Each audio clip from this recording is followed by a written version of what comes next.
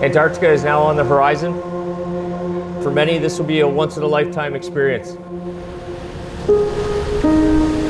Antarctica is like nowhere on Earth, at the southern end of the world, a land of extreme cold and ice.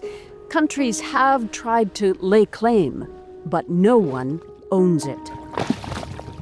Antarctic claims were frozen in time 65 years ago during the height of the Cold War.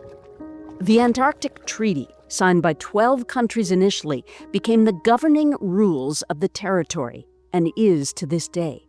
The Antarctic Treaty, first and foremost, is an arms control treaty. It's incredibly important in the sense that it declared the Antarctic continent and surrounding ocean a nuclear weapons-free zone. Back in 1959, the area around the South Pole, an area 1.5 times the US, was designated special. It meant that anything that happened in this area of 60 degrees south to the pole would be governed by this Treaty of Nations, and decisions had to be made by consensus. It's mainly worked, but there are tensions. Like the ice breaking up in Antarctica, the treaty is showing cracks. The Antarctic Treaty is under considerable stress and strain, probably entering the worst period it's ever experienced. Rising geopolitical conflicts amongst the warming effects of climate change on the frozen continent are testing the treaty.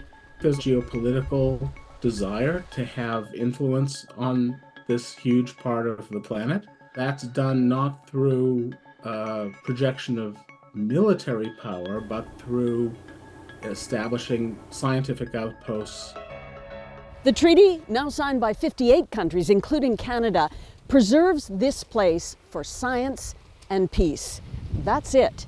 Military activity outside of science is prohibited, and a later protocol banned mining exploration.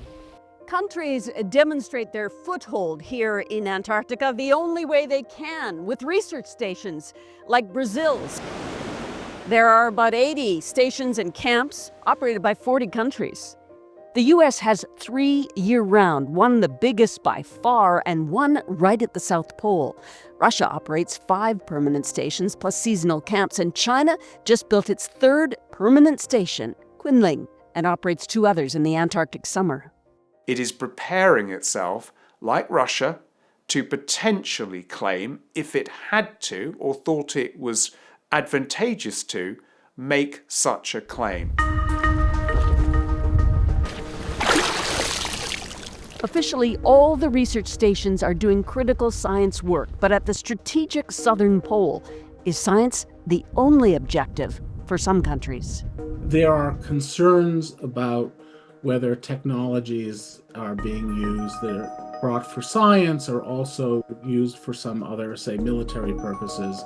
There's also a question about whether demilitarization will hold for the future. There are questions about whether the mining ban will hold.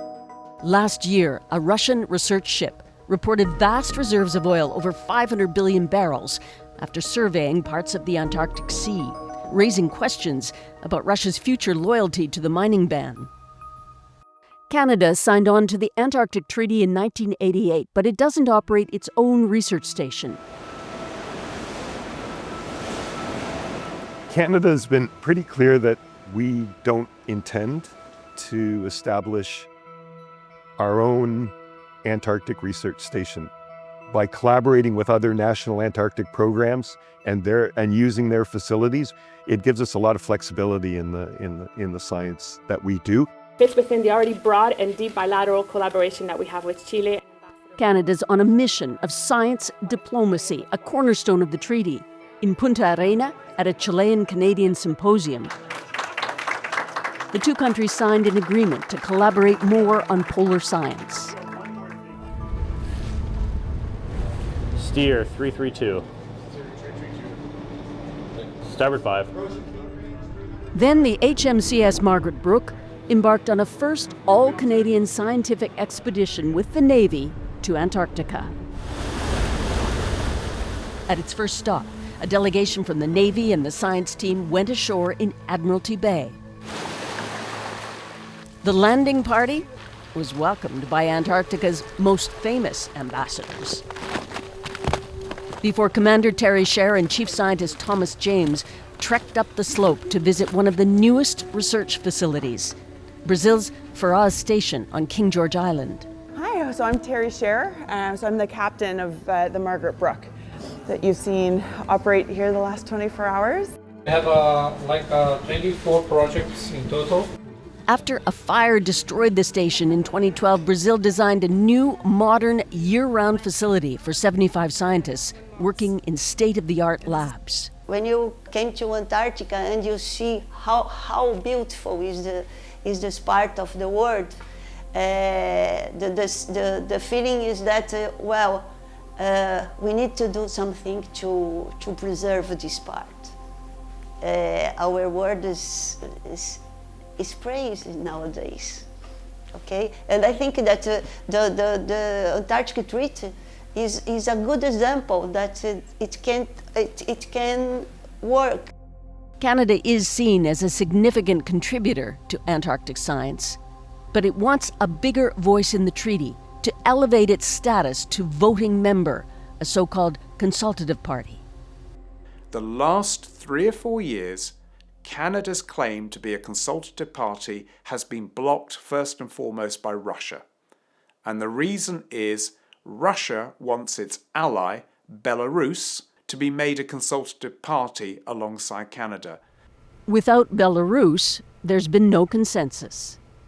Canada publishes more scientific work on the Antarctic than about 2/3 of the consultative parties. So, to my mind, bluntly put, it's an absolute travesty of justice that Canada is not a consultative party.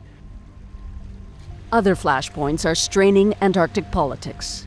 The commercial fishery for krill is expanding with huge new ships. Quotas are being challenged. China and Russia recently vetoed a new marine protected area.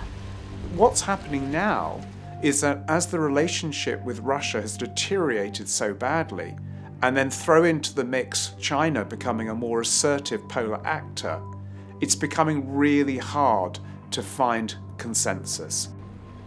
Antarctica is still remote, but increasingly not insulated from disputes outside the continent. In the near future, will peace and science, the backbone of the treaty, survive?